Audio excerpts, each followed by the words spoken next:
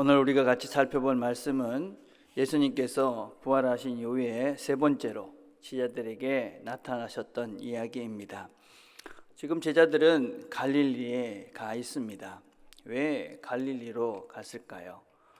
부활한 주님을 처음 만난 것은 예루살렘이었습니다.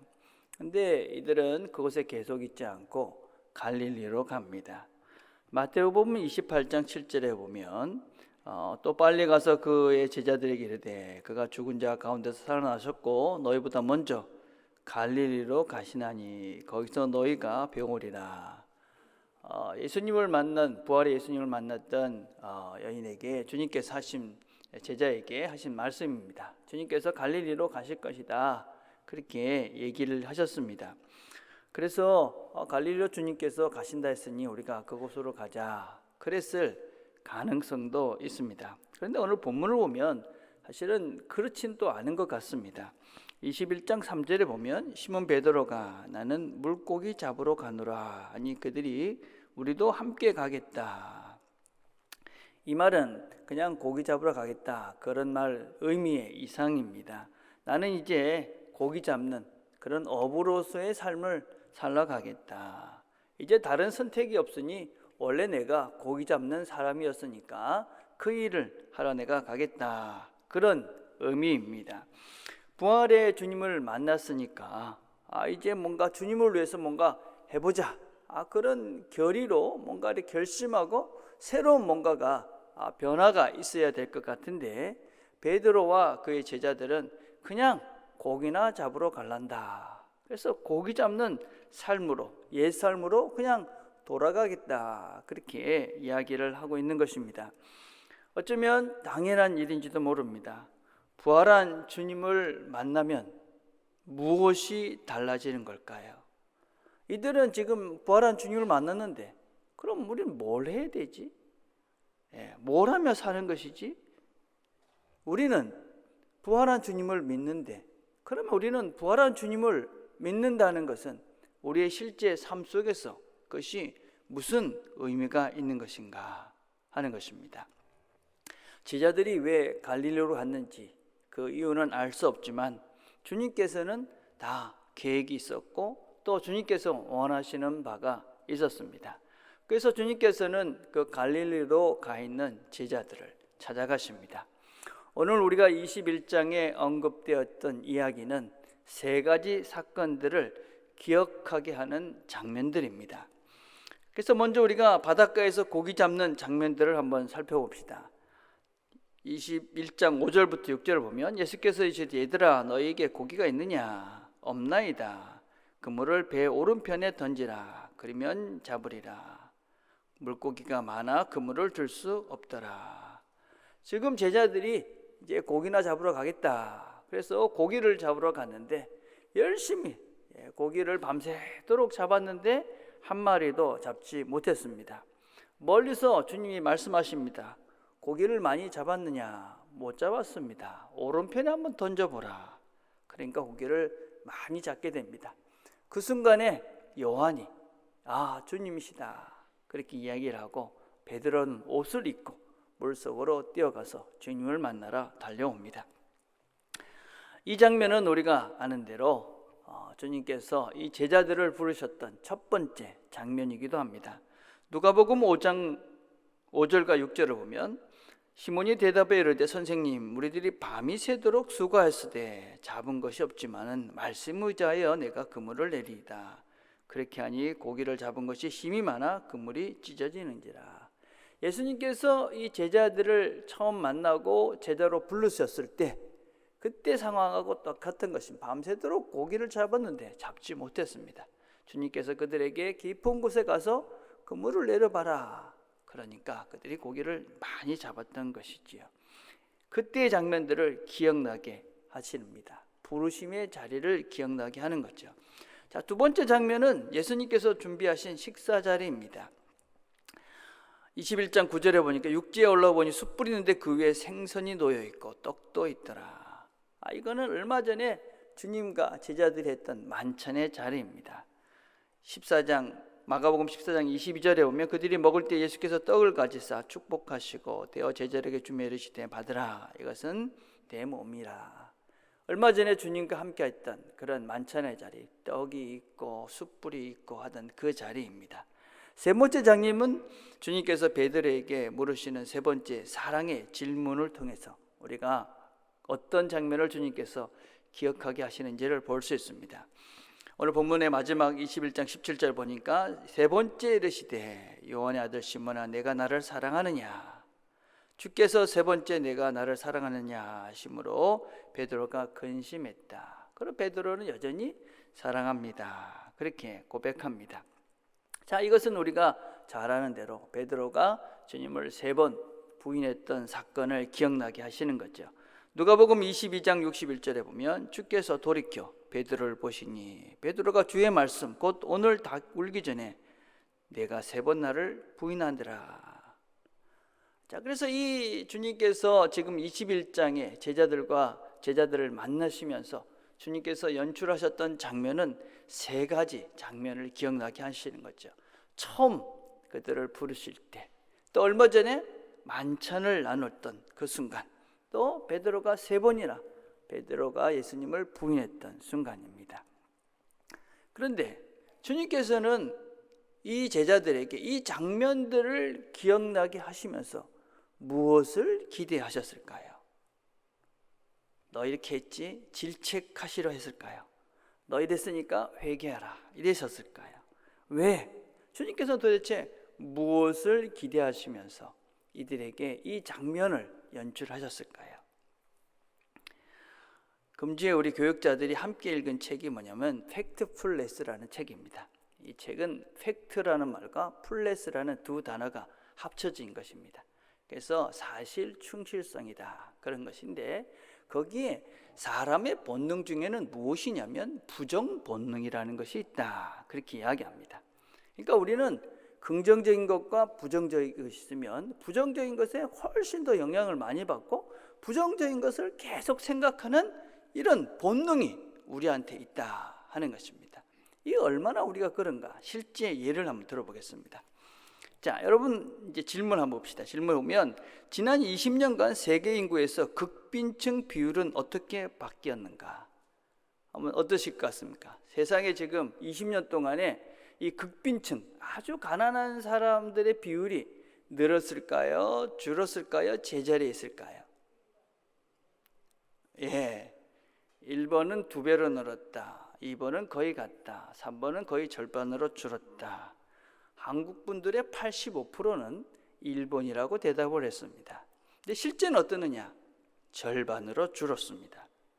그러니까 여러분 또 다른 그림을 하나, 그래프를 보시면 1800년대는 극빈층, 하루의 소득이 $2 이하가 되는 사람들이 85%가 되었습니다.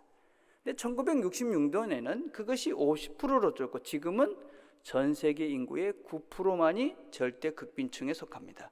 물론 이 숫자도 적지가 않습니다. 6억 정도가 되니까 적은 숫자는 물론 아니죠.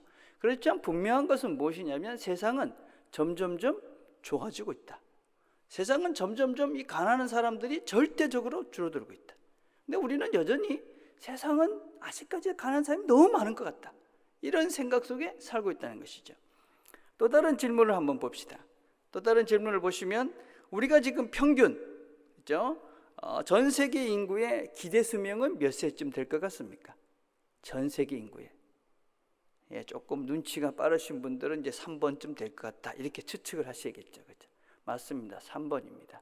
전 세계 인구가 지금 전 세계 아무리 웬만한 가난한 나라도 70세까지 사는 것이 우리 지금 전 세계 살아가는 인구의 평균 수치다 하는 것입니다.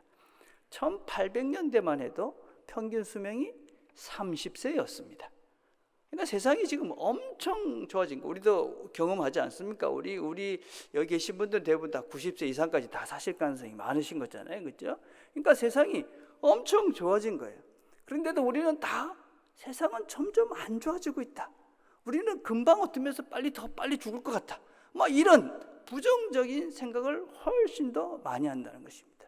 왜? 이게 우리가 부정 본능이라는 거예요. 대표적인 게 왜 그러냐? 여러 이유가 있지만 그 중에 하나가 뭐냐면 언론이에요. 언론에서 이야기되는 게 대부분 어떻습니까? 긍정적인 것보다도 부정적인 것이 훨씬 더 자극적이기 때문에 그걸 많이 선전하죠. 이 대표적인 게 비행기입니다. 비행기. 그럼 비행기가 얼마나 안전한가? 전 세계에서 그 1년에 뜨는 비행기가 얼만큼 뜨냐면 4천만 대가 뜹니다. 근데 그 중에 사고가 나는 것은 10대밖에 안 됩니다. 확률이 어떻게 되냐면 0.0000 0이 4개 붙고 2.5입니다. 그러니까 엄청 소수가 되는 것이죠. 그거에 비해 자동차, 자동차의 위험률은 300배가 넘는다고 합니다. 그럼 어떤 것을 더 언론에서 많이 우리가 더 위험하다고 생각을 해야 되냐면 자동차가 훨씬 위험하구나 이렇게 생각을 해야 되는데 우리는 비행기를 타면 다 걱정스럽잖아요. 자동차일 땐 별로 걱정을 안 하지 않습니까? 왜 그러냐? 언론에서 우리가 이런 자극적인 것들을 계속 보도를 하기 때문에 우리도 모르는 사이에 뭔가 공포감에 쌓여져 있는 것이죠. 이게 부정 본능을 자꾸 자극하는 거예요. 자, 그런데 왜 그럼 우리가 이 부정적인 이런 것들을 자꾸만 더 강화가 되느냐? 이제 심리학자들 중에는 또 이렇게 설명을 합니다.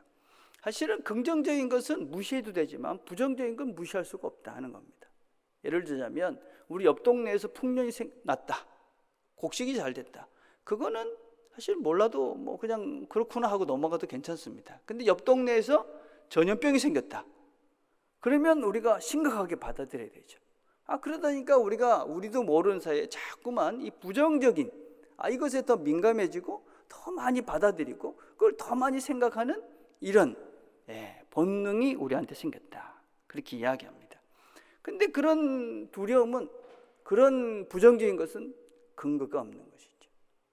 분명한 근거가 없습니다. 왜 이렇게 근거 없는 두려움에 우리가 사로잡히느냐?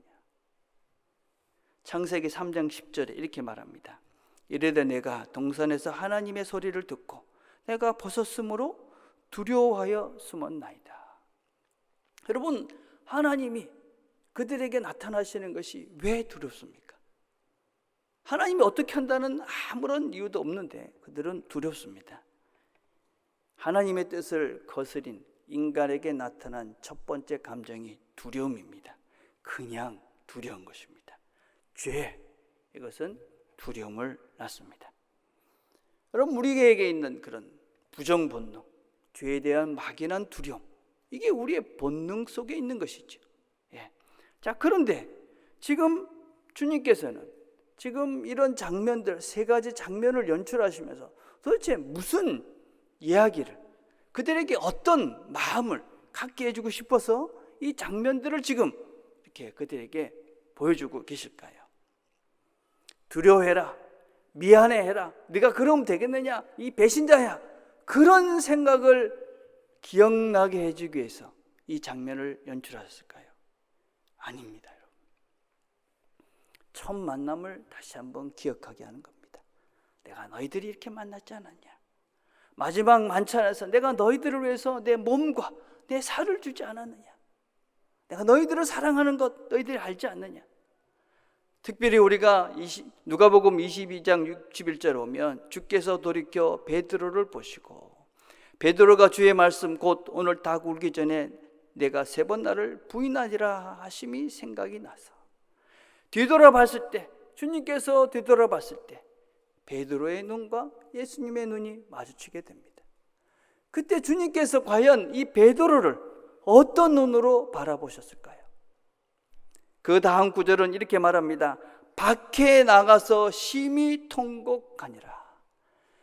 예수님의 눈을 마주쳤던 그 베드로는 밖에 나가서 그 눈을 마주치고 밖에 나가서 심히 통곡합니다. 어떤 눈길이었기에 그가 밖에 나가서 심히 통곡할 수밖에 없었을까요? 여러분들은 지난 시간들 속에서 무엇을 기억하시면서 사십니까? 우리 주님께서는 과연 우리의 삶 속에서 무엇을 기억하며 살기를 원하실까요? 여러분, 우리 그리스도인이 되고 우리가 부활의 주님을 믿는다는 것은 더 이상 우리의 과거의 시간들 속에서 우리의 죄 때문에, 우리의 잘못 때문에 그 과거에 매여서 그런 부정적인 감정, 주님 없는 것 같은 죽음 같은 고통의 그 시간 속에 살기를 원하시는 것이 아니라 이제 그 모든 죄, 그 모든 부정적인 것을 이제 내가 다 이기고 승리했다. 이젠 더 이상 너희들이 그곳에 매어 살 필요가 없다 하는 것을 우리에게 보여주신 것입니다. 주님께서는 더 이상 우리에게 너는 배신했지, 너는 이렇게 나쁜 짓을 했지, 이렇게 나를 버렸지, 그런 마음으로 살라고 그 시간을 만든 것이 아니라 내가 너를 다 용서하지 않았느냐, 내가 처음 부를 때부터, 그리고 내가 너를 위해서 내 생명을 다 주지 않았느냐, 이제 더 이상 거기에 미어 살지 마라. 나는 너를 용서한다. 죄에서 벗어나, 그 부정적인 것에 벗어나 이제는 새로운 삶을 살라. 그게 십자가고, 그게 바로 부활을 믿는 우리의 신앙입니다. 그래서 여러분, 우리는 어떤 존재냐? 부활을 믿는 우리의 존재는 어떤 존재냐? 과거의 어떤 죄도 더 이상 그것이 상처요 아픔이요 고통이 아니라 그것이 하나님의 은혜로 새로워진 하나님의 은혜의 자리. 그래서 과거가 고통이 아니라, 과거가 아픔이 아니라, 과거가 부정이 아니라 하나님의 은혜로, 하나님의 은혜로, 하나님의 용서로, 하나님의 사랑으로 내가 새로운 삶을 살게 된 그 지점. 그래서 우리의 과거의 아픔도 고통도 죄악도 하나님의 은혜다. 그래서 은혜로 사는 우리, 이게 부활의 신앙을 가진 우리들, 우리의 삶, 우리의 새로운 삶이죠. 여러분, 우리가 지금 코로나 때문에 그죠? 여러 힘든 시간들을 보냅니다. 우리나라 정말 잘하고 있는 것입니다. 정말 잘하고 있어요. 제가 이렇게 전 세계 그래도 이래저래 전화를 해보거든요. 다 다른 나라는 록다운 해가지고 꼼짝도 못합니다.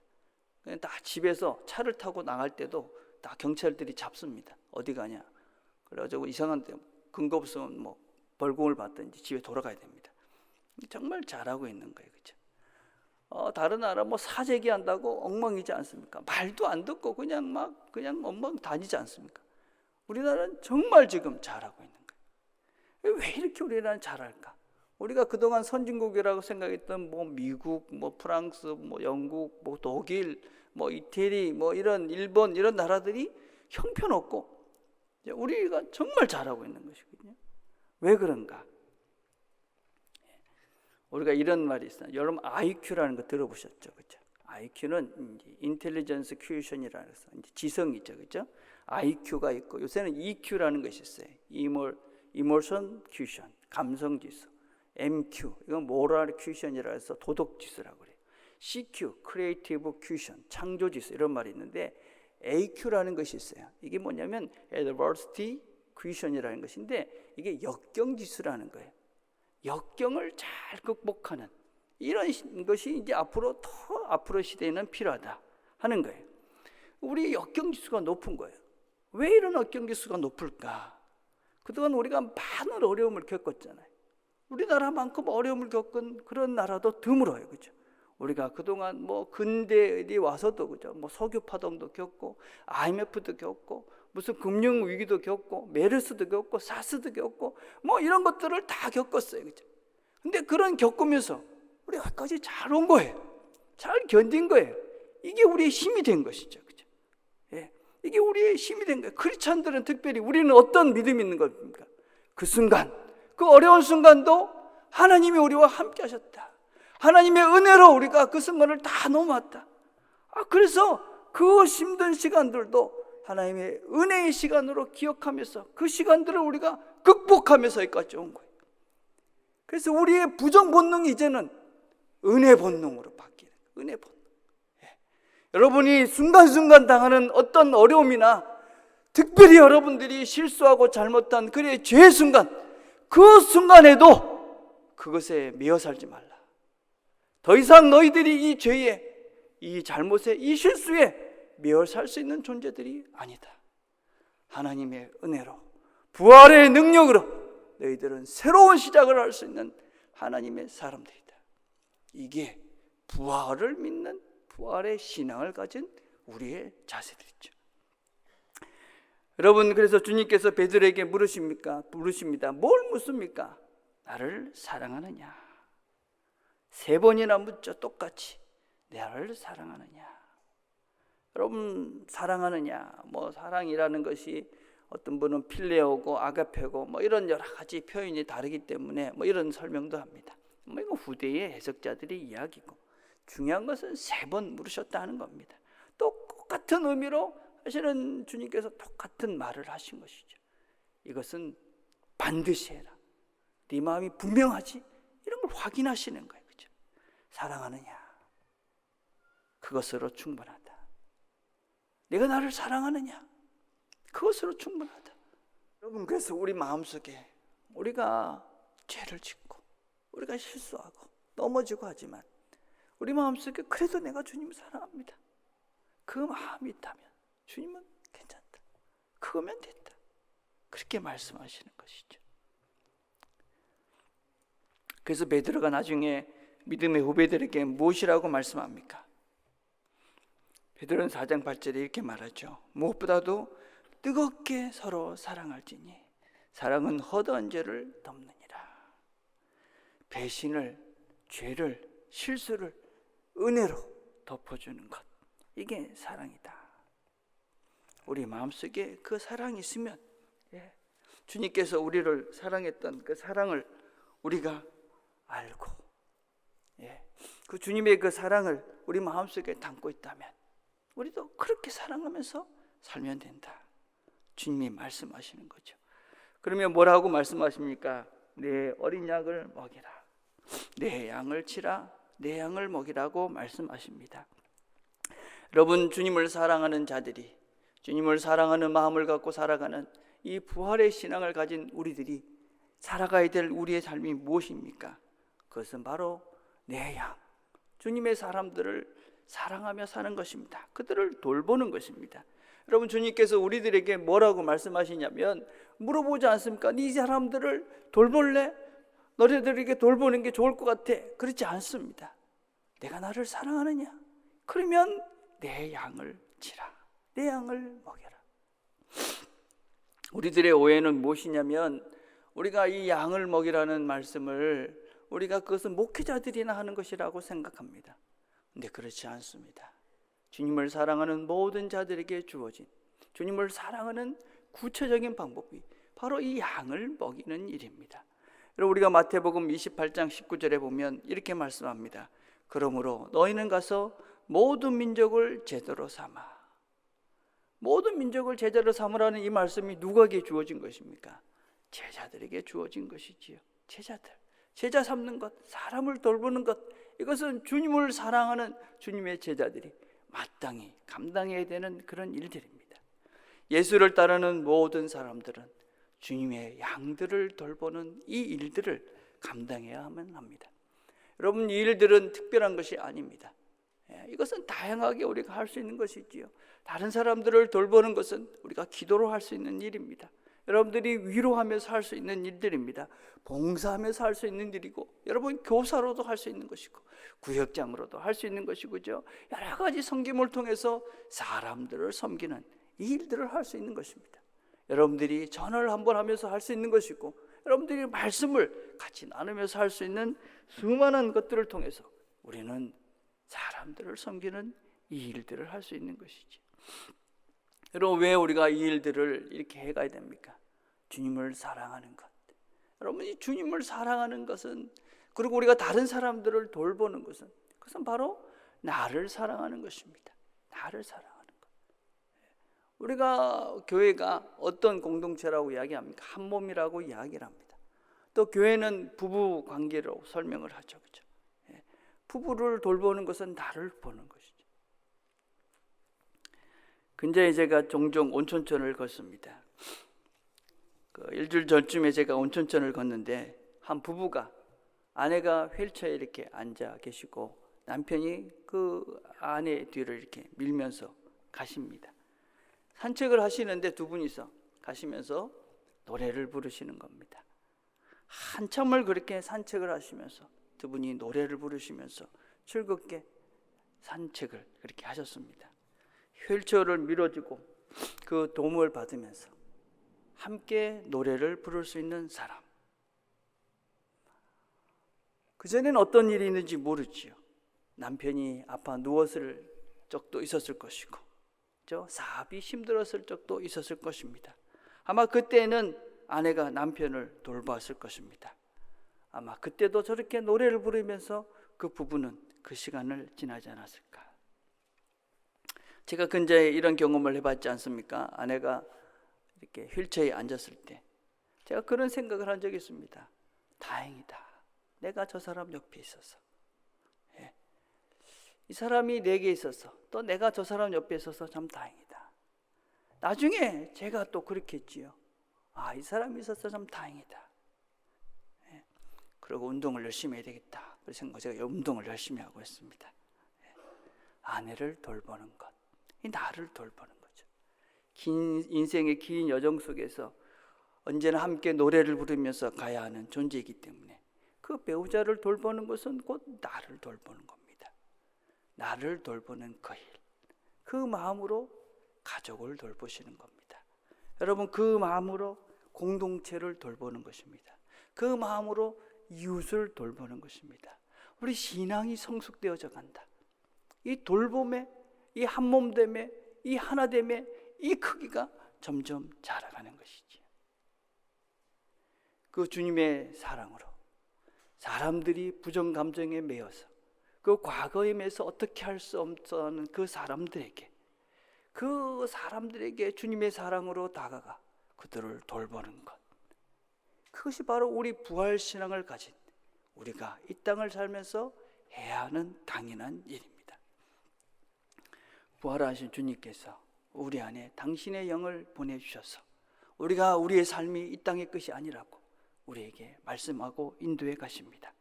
우리의 부정 본능을 은혜 본능으로 새롭게 만들어 주셨습니다. 우리는 죄를 덮고 갈 수 있는, 용서할 수 있는 능력을 주님께서 주셨습니다. 우리가 서로 사랑할 수 있도록 해 주셨습니다. 사랑으로 이 한 주도 승리해가는 저와 여러분 되기를 간절히 바라겠습니다. 기도하겠습니다.